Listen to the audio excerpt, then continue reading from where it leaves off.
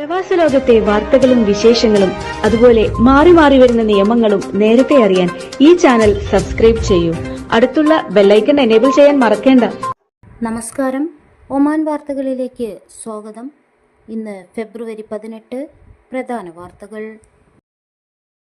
പരമോന്നത അറബ് സുരക്ഷാ മെഡലായ prince Naif medal for Arab security of the excellent class Oman ഭരണാധികാരി സുൽത്താൻ ഹൈതം ബിൻ താരിഖിന്.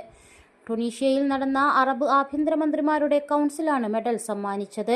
അറബ് രാജ്യങ്ങൾ തമ്മിലുള്ള സാഹോദര്യവും സഹകരണവും വളർത്തിയെടുക്കുന്നതിലും മേഖലയിലെ സമാധാനത്തിലും സ്ഥിരതയ്ക്കും പിന്തുണ നൽകുന്നതിലും സുൽത്താൻ വഹിച്ച ക്രിയാത്മക പങ്കിനെ അഭിനന്ദിച്ചുകൊണ്ടാണ് ആദരവ്. തെക്കൻ ബാത്തിന ഗവർണറേറ്റിലെ നഖൽ വിലായത്തിൽ മുഴുവൻ ഭാഗങ്ങളിലും ബാർബർ ഷോപ്പുകളിൽ പരിശോധന ശക്തമാക്കി നഗരസഭ. കഴിഞ്ഞ ദിവസങ്ങൾക്കിടെ നഗരസഭാ ഉദ്യോഗസ്ഥരുടെ നേതൃത്വത്തിൽ നിയമലംഘനങ്ങൾ കണ്ടെത്തിയ കടകൾക്കെതിരെ നടപടി സ്വീകരിച്ചു.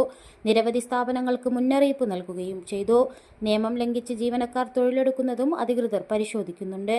മസ്കത്ത് ഉൾപ്പെടെയുള്ള സ്ഥലങ്ങളിലും പരിശോധന ശക്തമായിരുന്നു.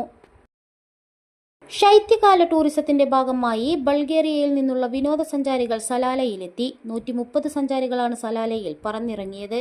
ഇവരിൽ 30 പേർ ബൾഗേറിയൻ ടൂറിസം മേഖലയിലെ കമ്പനികളിൽ നിന്നുള്ളവരാണ്. സഞ്ചാരികളെ കഹ്വ നൽകി വിമാനത്താവളത്തിൽ അധികൃതർ വരവേറ്റു. ഗവർണറേറ്റിനെ വർഷം മുഴുവനും വിനോദസഞ്ചാര കേന്ദ്രമായി മാറ്റുന്നതിനുള്ള പൈതൃക വിനോദസഞ്ചാര മന്ത്രാലയത്തിന്റെ ശ്രമങ്ങളുടെ ഭാഗമായാണ് സഞ്ചാരികളുമായി ചാർട്ടേഡ് വിമാനങ്ങൾ എത്തിയിരിക്കുന്നത്. കഴിഞ്ഞ ദിവസം വിവിധ രാജ്യങ്ങളിൽ നിന്നുള്ള സഞ്ചാരികൾ പ്രത്യേക വിമാനത്തിൽ സലാലയിൽ എത്തിയിരുന്നു. വരും ദിവസങ്ങളിൽ കൂടുതൽ യൂറോപ്യൻ സഞ്ചാരികൾ എത്തുമെന്നാണ് പ്രതീക്ഷിക്കുന്നത്. കഴിഞ്ഞ വർഷം അർമേനിയ, സ്ലോവാക്യ തുടങ്ങിയ വിവിധ രാജ്യങ്ങളിൽ നിന്ന് വിനോദസഞ്ചാരികൾ എത്തിയിരുന്നു. യൂറോപ്യൻ രാജ്യങ്ങളിൽ നിന്ന് കൂടുതൽ ചാർട്ടർ വിമാനങ്ങളും ക്രൂസ് കപ്പലുകളും ആകർഷിക്കാൻ പൈതൃക വിനോദസഞ്ചാര മന്ത്രാലയം പ്രവർത്തിക്കുന്നുണ്ട്. ഇന്ത്യൻ സ്കൂൾ ബോർഡിന് കീഴിൽ മസ്കത്തിലും പരിസരങ്ങളിലുമുള്ള 7 ഇന്ത്യൻ സ്കൂളുകളിൽ പ്രവേശന നടപടികൾ അവസാന ദിനങ്ങളിലേക്ക്. ഓൺലൈൻ രജിസ്ട്രേഷന് മികച്ച പ്രതികരണമാണ് ലഭിക്കുന്നത്. ഓരോ സ്കൂളുകളിലേക്കും 100 കണക്കിന് വിദ്യാർത്ഥികൾ ഇതിനോടകം രജിസ്റ്റർ ചെയ്തു. ഫെബ്രുവരി 20 വരെ ഓൺലൈൻ രജിസ്ട്രേഷൻ തുടരും. 7 ഇന്ത്യൻ സ്കൂളുകളിലായി ഇത്തവണ 6504 സീറ്റുകളാണുള്ളത്. KG ക്ലാസുകളിലാണ് കൂടുതൽ സീറ്റുകൾ. പുതിയ അപേക്ഷകരിൽ കൂടുതൽ പ്രീ സ്കൂൾ മുതൽ 2ാം തരം വരെയുള്ള ക്ലാസുകളിലേക്കാണ്. മുൻ വർഷങ്ങളെ അപേക്ഷിച്ച് ഇത്തവണ പുതിയ അപേക്ഷകളുടെ എണ്ണം ഉയരുമെന്നാണ് പ്രതീക്ഷിക്കുന്നത്. ഏറ്റവും കൂടുതൽ സീറ്റുകൾ മസ്കത്ത് ഇന്ത്യൻ സ്കൂളിലാണ്. ഇവിടെ രാവിലത്തെ ഷിഫ്റ്റിൽ 1080 വിദ്യാർത്ഥികൾക്കും ഉച്ചയ്ക്ക് ശേഷമുള്ള ഷിഫ്റ്റിൽ 400 വിദ്യാർത്ഥികൾക്കും പ്രവേശനം ലഭിക്കും. ഉച്ചയ്ക്ക് ശേഷമുള്ള ഷിഫ്റ്റിൽ KG മുതൽ 4ാം തരം വരെയുള്ള ക്ലാസുകളിലേക്കാണ് അവസരമുള്ളത്. ഓരോ ക്ലാസ്സിലും 80 വീതം വിദ്യാർത്ഥികൾക്ക് പ്രവേശനം നേടാനാകും. ദാർസെയ്ത്ത് ഇന്ത്യൻ സ്കൂളിൽ രാവിലത്തെ ഷിഫ്റ്റിൽ 398 വിദ്യാർത്ഥികൾക്കും ഉച്ചയ്ക്ക് ശേഷമുള്ള ഷിഫ്റ്റിൽ 119 വിദ്യാർത്ഥികൾക്കും പ്രവേശനം ലഭിക്കും.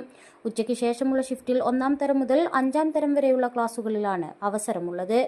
ഓരോ ക്ലാസ്സിലെയും സീറ്റ് ലഭ്യത വ്യത്യസ്തമാണ്. 1ാമത് ദുഃഖം സ്പോർട്സ് ഫോറം ദുഃഖം പ്രത്യേക സാമ്പത്തിക മേഖലയിൽ ആരംഭിച്ചു. പൊതു സ്വകാര്യ മേഖലകളിൽ നിന്നുള്ള 19 സ്ഥാപനങ്ങൾ, വിവിധ കായിക ഇനങ്ങളിൽ 800 താരങ്ങൾ, 61 അഡ്മിനിസ്ട്രേറ്റർമാർ, സൂപ്പർവൈസർമാർ എന്നിവരുടെ പങ്കാളിത്തത്തോടെയാണ് പരിപാടി. മേഖലയിലെ കായിക പ്രവർത്തനങ്ങൾ പ്രോത്സാഹിപ്പിക്കുന്നതിനും കായിക അവബോധം വർദ്ധിപ്പിക്കുന്നതിനുമാണ് പരിപാടി ലക്ഷ്യമിടുന്നത്. പരിപാടി 4 ദിവസം നീണ്ടുനിൽക്കും. മേഖലയിൽ കായിക മേഖലയ്ക്ക് ഊർജ്ജം പകരുന്നതാകും ദുഃഖം സ്പോർട്സ് ഫോറം.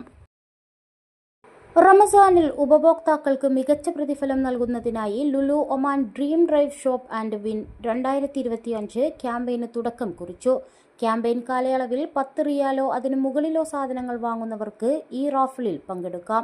ഇങ്ങനെ തിരഞ്ഞെടുക്കുന്നവർക്ക് മെഗാ സമ്മാനമായി 8 നിസാൻ പാത്ത് ഫൈൻഡർ കാറുകൾ, ഇതിനു പുറമെ സ്മാർട്ട് ടിവികൾ, റെഫ്രിജറേറ്ററുകൾ, വാഷറുകൾ, എയർ ഫ്രയറുകൾ എന്നിവയുൾപ്പെടെ നിരവധി സമ്മാനങ്ങളും നേടാനുള്ള അവസരമാണ് ലഭിക്കുക. സുൽത്താനേറ്റിലെ ലുലുവിന്റെ എല്ലാ ഔട്ട്ലെറ്റുകളിലും ക്യാമ്പയിൻ നടക്കും. 10 റിയാൽ ബിൽ ചെയ്തു കഴിഞ്ഞാൽ ഒരു വാട്സപ്പ് ആയിട്ടോ SMS ആയിട്ടോ സന്ദേശം ലഭിക്കും. ഇങ്ങനെ ലഭിക്കുന്ന സന്ദേശത്തിലുള്ള ലിങ്കിൽ കയറി രജിസ്ട്രേഷൻ നടപടികൾ പൂർത്തിയാക്കി മാർഗനിർദ്ദേശങ്ങൾ പാലിച്ച് ഈ റാഫിൾ നറുക്കെടുപ്പിൽ പങ്കെടുക്കാം. ഉപഭോക്താവിന് ലുലു ആപ്പ് ഡൗൺലോഡ് ചെയ്ത് ബിൽസ് പോർട്ടലിൽ അവരുടെ കൂപ്പണുകൾ പരിശോധിക്കാം. പ്രമോഷൻ കാലയളവിൽ വ്യത്യസ്ത തീയതികളിലായി 8 നറുക്കെടുപ്പുകൾ നടക്കും. ഈ റംസാനിൽ ആഘോഷങ്ങളിൽ സജീവമായി പങ്കെടുക്കാനും ഞങ്ങളുടെ വിലയേറിയ ഉപഭോക്താക്കൾക്ക് അവരുടെ സ്വപ്ന സാക്ഷാത്കാരത്തിന് അവസരം നൽകാനായി ഡ്രീം ഡ്രൈവ് ക്യാമ്പയിൻ ആരംഭിക്കുന്നതിൽ ഞങ്ങൾക്ക് സന്തോഷമുണ്ടെന്നും Lulu hypermarkets Oman regional director Shabeer KA പറഞ്ഞു.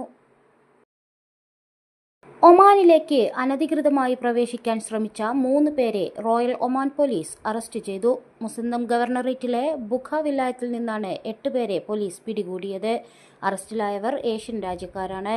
ഇവർക്കെതിരെ നിയമ നടപടികൾ സ്വീകരിച്ചു വരികയാണെന്നും പോലീസ് അറിയിച്ചു.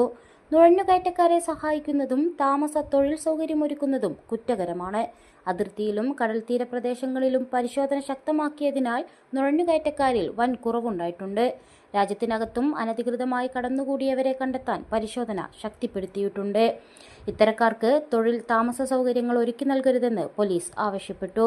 രാജ്യത്തേക്ക് അനധികൃതമായി പ്രവേശിക്കുന്നവരെക്കുറിച്ച് വിവരം ലഭിക്കുന്നവർ 9999 എന്ന ടോൾ ഫ്രീ നമ്പറിൽ വിവരം അറിയിക്കണമെന്നും നുഴഞ്ഞുകയറുന്നവർക്ക് തൊഴിൽ സൗകര്യം ഒരുക്കരുതെന്നും റോയൽ ഒമാൻ പോലീസ് നേരത്തെ പൊതുജനങ്ങളോട് ആവശ്യപ്പെട്ടിരുന്നു. സീബ് വിലായത്തിലെ മബേല സൗത്തിൽ ഗ്രീൻ പാർക്കിന്റെയും നടപ്പാതയുടെയും നിർമ്മാണം പൂർത്തിയായി. മസ്കത്ത് നഗരസഭയുടെ കീഴിൽ 1,52,400 ചതുരശ്ര മീറ്റർ വിസ്തൃതിയിൽ പ്രദേശത്തെ തന്നെ ഏറ്റവും വലിയ പച്ചവിരിച്ച പ്രദേശമാണ് ഇവിടെ ഒരുക്കിയിരിക്കുന്നത്.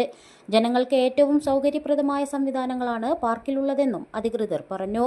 ഭിന്നശേഷിക്കാർക്ക് വിനോദങ്ങളിൽ ഏർപ്പെടുന്നതിന് ഉൾപ്പെടെ പാർക്കിൽ സംവിധാനങ്ങളുണ്ട്.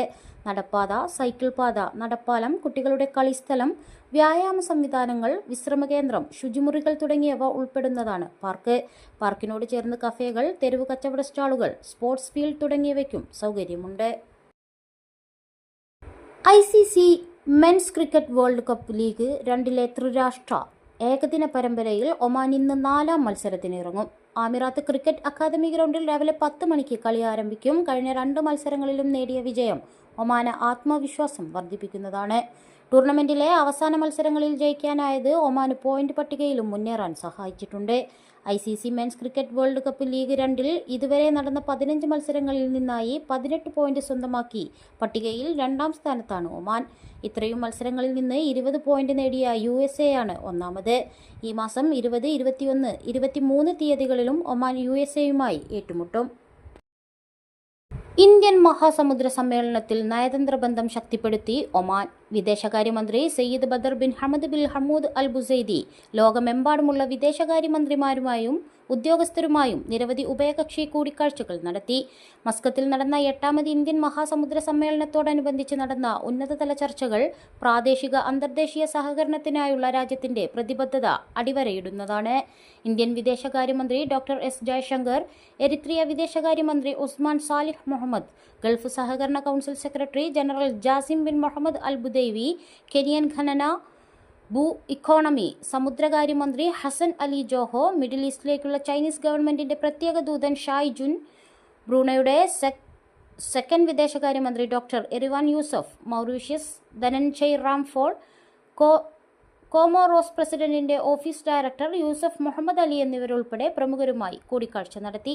സുസ്ഥിര വികസനം, യുവജന ശാക്തീകരണം എന്നിവയ്ക്ക് പുറമെ ബ്ലൂ ഇക്കോണമി, വ്യാപാരം, ഊർജ്ജം, ടൂറിസം, വിദ്യാഭ്യാസം എന്നിവയുൾപ്പെടെ വിവിധ മേഖലകളിലെ ഉഭയകക്ഷി ബന്ധങ്ങളും സഹകരണവും വർദ്ധിപ്പിക്കുന്നതിനുള്ള വഴികൾ യോഗങ്ങൾ ചർച്ച ചെയ്തു.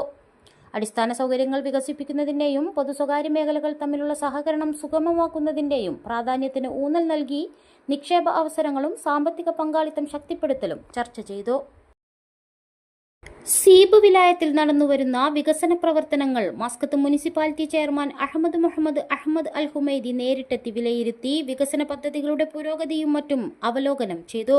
അടിസ്ഥാന സൗകര്യങ്ങളിലും പൊതുസേവനങ്ങളിലും പ്രകടമായ പുരോഗതി ഉറപ്പാക്കി.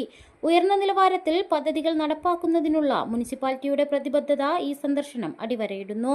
വിലായത്തിലെ അടിസ്ഥാന സൗകര്യങ്ങളും നഗര ഭൂപ്രകൃതിയും മെച്ചപ്പെടുത്താനും പൗരന്മാർക്കും താമസക്കാർക്കും മികച്ച സേവനങ്ങൾ നൽകുന്നതിനുമുള്ള മുനിസിപ്പാലിറ്റി അധികൃതരുടെ ശ്രദ്ധയുടെയും ഭാഗമായിരുന്നു സന്ദർശനം. ലോകത്തിലെ വലിയ ഭക്ഷ്യപാനീയ പ്രദർശനമായ ഗൾഫ് ഫുഡിന് ദുബായ് വേൾഡ് ട്രേഡ് സെന്ററിൽ തുടക്കം. ഈ മാസം 21 വരെ നീണ്ടു നിൽക്കും. ഒമാനെ പ്രതിനിധീകരിച്ച് മദൈന് കീഴിലാണ് വിവിധ സ്ഥാപനങ്ങൾ പ്രദർശനത്തിന്റെ ഭാഗമാകുന്നത്.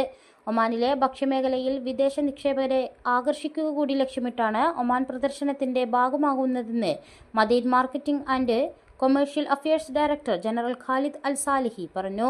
ലോകത്തിന്റെ വിവിധ ഭാഗങ്ങളിൽ നിന്ന് ഏതാണ്ട് 5500-ലധികം പ്രദർശകർ ഗൾഫ് ഫുഡിന്റെ ഭാഗമാകുന്നുണ്ട്. $2,000 കോടി ഇടപാടുകളാണ് പ്രതീക്ഷിക്കുന്നത്. ഈ മാസം 21-22 തീയതികളിൽ ഒമാൻ ക്രിക്കറ്റ് അക്കാദമി ഗ്രൗണ്ടിൽ നടക്കുന്ന MTCL പ്രീമിയർ ലീഗ് ടൂർണമെന്റിൽ പങ്കെടുക്കുന്ന ടീമുകളുടെ ജേഴ്സി കൈമാറി. തുടർന്ന് ടീമുകളുടെ ക്യാപ്റ്റന്മാർ, മാനേജ്മെന്റ് പ്രതിനിധികൾ ഉൾപ്പെടെ നിരവധി ആളുകളുടെ സാന്നിധ്യത്തിൽ വിജയികൾക്കുള്ള ആകർഷകമായ ട്രോഫിയും പ്രദർശിപ്പിച്ചു. ചടങ്ങിൽ സംഘാടകരെ കൂടാതെ സന്തോഷ്, അഖിൽ നജീബ്, റസാം മീത്തൽ എന്നിവരും പങ്കെടുത്തു. ഒരിക്കൽ കൂടി MTCL സംഘാടകരുടെ മികച്ച സംഘാടന പാടവത്താൽ പ്രശംസ പിടിച്ചുപറ്റിയ പരിപാടിയിൽ അവതാരകരായി കേരളത്തിലെ അറിയപ്പെടുന്ന കമന്റേറ്റർ അബ്ദുൽ ഷരീഫ് സന്നിധനായിരുന്നു. ഇതോടുകൂടി ഇന്നത്തെ വാർത്തകൾ ഇവിടെ പൂർണ്ണമാവുന്നു. കൂടുതൽ ഒമാൻ വാർത്തകളും വിശേഷങ്ങളുമായി നാളെ വീണ്ടും കാണാം. നമസ്കാരം.